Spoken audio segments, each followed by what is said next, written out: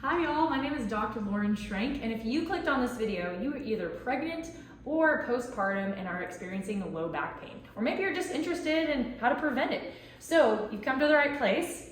So I am a doctor of physical therapy as well as co-owner of Revival Performance Physical Therapy, and I just gave birth to twins about 10 weeks ago. So I know how you feel, girl. So you've referred to my board here. These are the 3 exercises that are going to give you the biggest bang for your buck. They can help prevent low back pain during pregnancy, but mostly if you're having some low back pain after pregnancy, these are going to be what you want to go to. So number 1 is going to be a posterior pelvic tilt. Number 2 is a banded hip thrust. Number 3 is going to be a J curl, and I'm going to walk you through all 3 of these. So go ahead and follow me. All right, so posterior pelvic tilt. This is to work your transverse abdominis muscles. So this is going to be really deep in your core. It's pretty much the belt of your body and helps protect your low back. When these muscles aren't firing very well, the low back muscles have to pick up the slack. And because we just went through this huge change, just had this huge amount of belly stretch for 9-10 months, this is not going to be a very strong muscle right after you give birth, okay? So it's gotten very stretched. We need to kind of draw it back in. The way to do that and feel that muscle is you're going to lay on your back here, and you're going to do a posterior pelvic tilt, meaning you are going to try to flatten your back into the table here. And that's accomplished using your hips, okay? Some people try to kind of raise up to flatten the back. We want it to be more of like a curl with the hips. So this is a posterior pelvic tilt. If we said anterior, we'd be going this way. But this is the way we were when we were pregnant, right? We were really arching our backs to make up for that huge weight in the front. So you want a posterior pelvic tilt to draw that back down. And then you're going to drive your belly button down to your spine or towards the table, so down there. And if you touch right here on the inside and slightly above your hip bones right here, you should feel it sort of tense up whenever you get that. So whenever you do that tilt, draw that belly button in, you'll feel it kind of push out. That's your transverse abdominis right there. And it's gonna be kind of low underneath the belly button. My C-section ladies, this is also super important because it's gonna be kind of close to where that surgical scar is. So again, it's gonna be super important to get that muscle strengthened. So you're gonna find that you're gonna hold here for 10 seconds and then you're gonna relax. When you relax, you can kind of let go of that posterior pelvic tilt for a moment.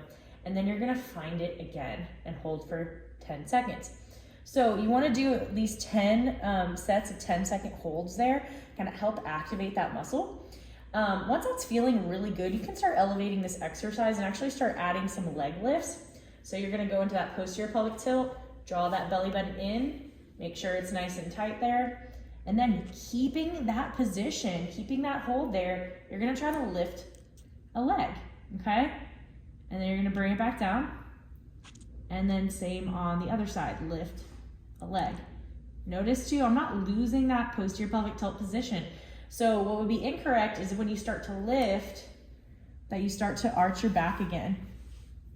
And you start to lose that core engagement, okay? So super important to keep that here while you lift. And you're gonna feel it's gonna be a little bit harder, a little bit more tension on your transverse abdominis there. But that's what we want, right? We wanna have these tight core muscles. We wanna try to bring it back to our pre-pregnancy strength or even better, okay? So that's your posterior pelvic tilt. So second one is gonna be a banded hip thrust, okay? So you can do these without a band if you don't have one, but ideally you have a good old band, handy dandy hip circle just like this. And this is gonna go right around your knees. And you wanna go right above your knees, so above your kneecap, okay? You don't wanna go so high too that it's on your thighs. It's gonna make this exercise a tad easier. You want it literally just right above that kneecap there. And then you want an elevated surface as well. So this can be done on a couch, or if you happen to have a nice garage gym, as many of us do after COVID, you wanna have, you could do this on a bench even. So you're gonna use this elevated surface and you're just gonna come off of it like so. Just kind of lower it to where your upper back is supported on that elevated surface there, okay? And then from here, we're gonna actually do your posterior pelvic tilt first. You're gonna think about a little bit of that tilt, drawing that belly button in. That's gonna help set our spine nice and good. And then Second thing is you're going to actually stretch that band out, but that's over by your knee. So you're gonna draw the band into this nice, like kind of guitar string tension there. And you should immediately feel your butt muscles start to light up, okay? So you're gonna try to keep that here, keep the hold, and now you're going to do the hip thrust, which is gonna come down. You're gonna drive up with your butt muscles, not losing that core tension, and not letting the band bring your knees together, okay? We're trying to fight that the whole time, okay? Big squeeze, the butt muscles at the top, and then back down, okay? Nice and controlled, and then back up, big squeeze. You can even hold here. Again, 10 seconds, 10 sets of 10-second holds is always a good place to start, because those holds are gonna build some nice, good resting tension. So also while you're going up through these, you should absolutely be pushing your heels into the ground slightly more than your toes.